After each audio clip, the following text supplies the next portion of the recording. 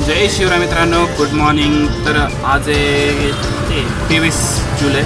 तर 9:30 वाजता आपण शाळेत सोडून आता आपण लॉग इन करतो आहे। तर बघूया आज किती दिवस, आज कसा बिझनेस होतो आहे। 2 दिवस झाला आपण 1,500 करतो आहे। आज बघूया, कारण आज जरा बोर होतं आहे, जरा आज लॉग इन करू वाटत नाही आहे, असतील काही रिझन। तर आता करूया लॉग इन। काम केल्याशिवाय आपल्याला काय म्हणजे भागणार नाही, काम तर करावंच लागणार।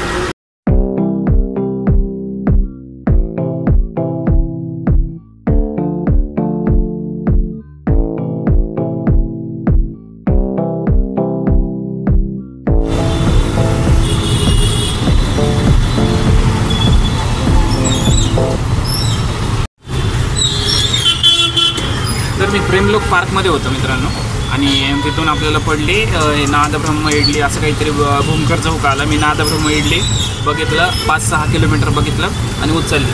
ही ट्रिप होती भूमकर चौकात।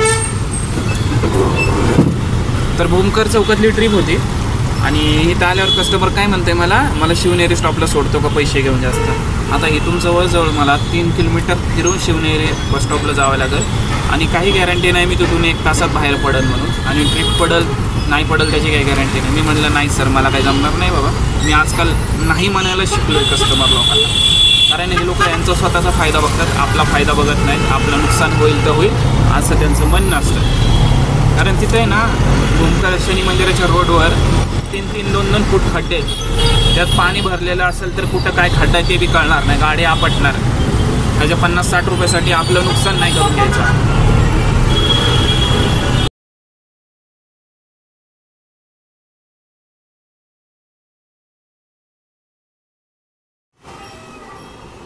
तर बघा मित्रांनो, ही माझी शाळा। आपण इथं 4थी ते 10वी पर्यंत होतो। खूप चांगल्या आठवणी आहेत शाळेत। हे वर्ग आहेत बघा कसे कसे, खूप जुनी शाळा आहे, खूप आठवणी आहेत आमच्या।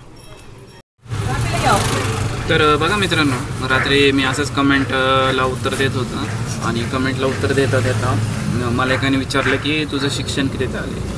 तर मी त्याला माझं शिक्षण सांगितलं। तर एकाने तर एवढं शिक्षण झालं असताना की तू रिक्षा का चालवते, असं त्यांचं म्हणणं होतं। तर मला जरा मी माझ्या पार्श्वभूमी सांगतो।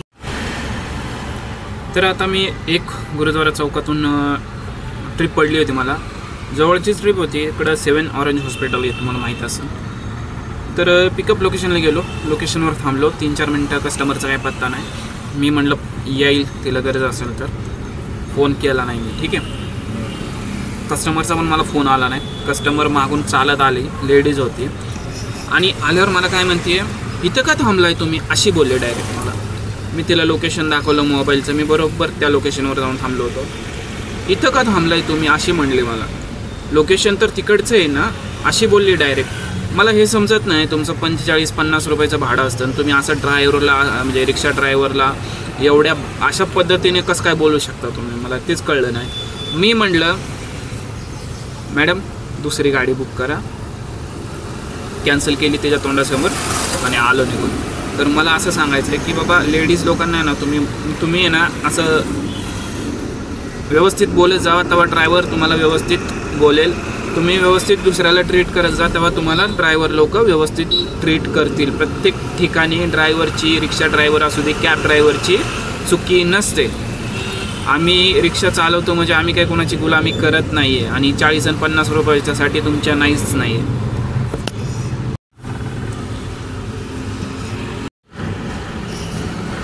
तर तुम्हाला सांगितलं, मी सांगत होतो की माझी पार्श्वभूमी सांगत होतं। माझे वडिलांचा कुल्फीचा धंदा आहे, ठीक आहे। कुल्फी म्हणजे मावा कुल्फी।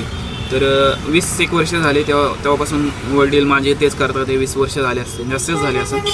त्या धंद्यावर वडिलांनी जागा घेतली, घर बांधलं, 1 रूम भाड्याने, 1 रूममध्ये मी राहते, वरच्या मजल्यावर आई वडील, भाऊ राहतो, त्याची फॅमिली राहते।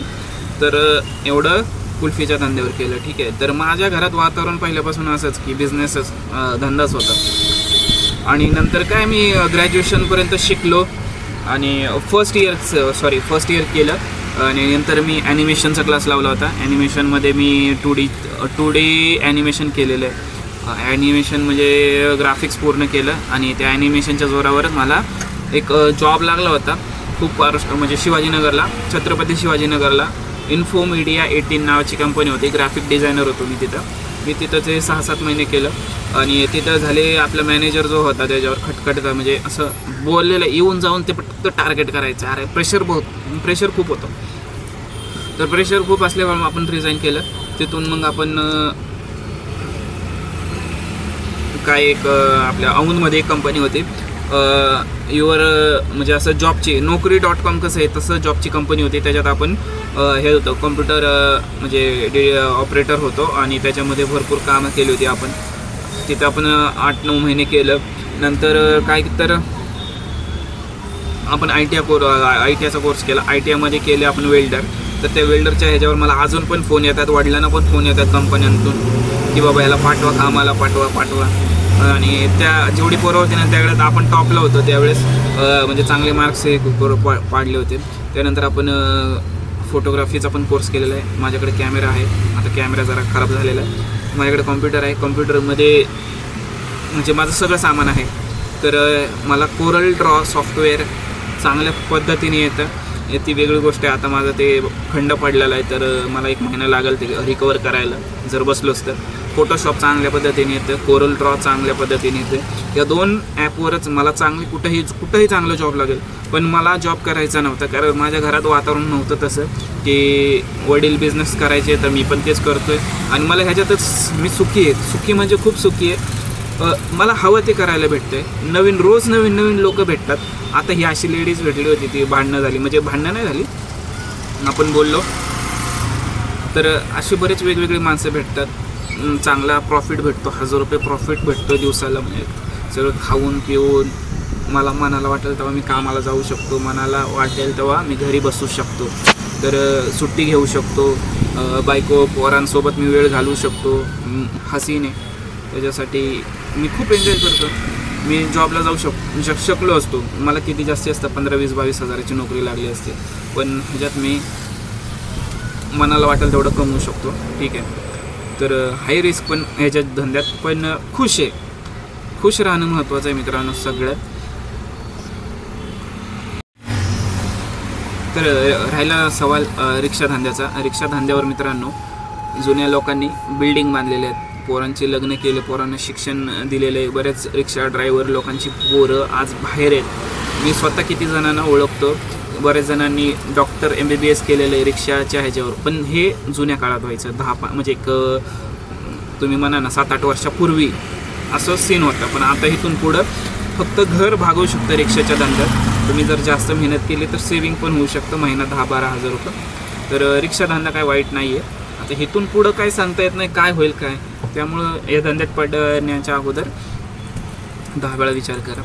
आणि आपली गाडी कशी नेली तर, आणि 2 स्ट्रोक असल्यामुळे जास्त काही खर्च नाही काढत. गाडी व्यवस्थित आहे, मस्त काम चालू आहे. आणि मनाला जेव्हा वाटेल तेव्हा सुट्टी, मनाला जेव्हा वाटेल तेव्हाच आपण काम करू शकतो. असं कोणी काय आपल्याला बोलू शकत नाही की आज 9:30ला का आला, 7 वाजता का नाही आला, आज सुट्टी का घेतली, तुझी सुट्टी नाही आहे, ॲप्रोड नाही आहे, चल कामाला आहे, असं मला कोणी म्हणू शकतं का. त्याच्यामुळं रिक्षा धंदा खूप मस्त आहे. काही टेन्शन नाही आहे. उठायचं, आंघोळ बिंघोळ करायची, चांगले कपडे घालायची, व्हाईट शर्ट खाकी पॅन्ट घालायचा, CNG पंपावर जायचं, झालं चालू. ॲप्लिकेशन ऑन करायचं आणि जिथं जाईल तिथं जायचं. आपल्या मनावर आहे. आता मला सांगा, उबेरला एवढा म्हणजे धंदा देतं आहे उबेर, मला भरपूर देतं आहे. रॅपिडोचं पण तसंच आहे. ओला आपण मारत नाही कारण ओलाचं हे सपोर्ट करत नाही आपल्याकडे. हा जो माईक आहे त्याची सेटिंग करावी लागते. तर ओलाला सपोर्ट करत नाही, रॅपिडोला सपोर्ट करते, उबेरला सपोर्ट करते. उबेर आपल्याला इन्सेंटिव्ह देतं 250 रुपये. त्याच्यामुळे मी उबेर मारतो आणि बरं आहे ते. म्हणजे मॅप बीप एकदम ॲक्युरेट असतो, कस्टमर पण ठीकठाकच असतात. त्याच्यासाठी उबेर मारतो. बऱ्याच जणांना प्रश्न पडला असेल उबेरच मारते जास्त करून, तर हे रिझन आहे. तर अजून काय नाही मित्रांनो, एवढंच आहे.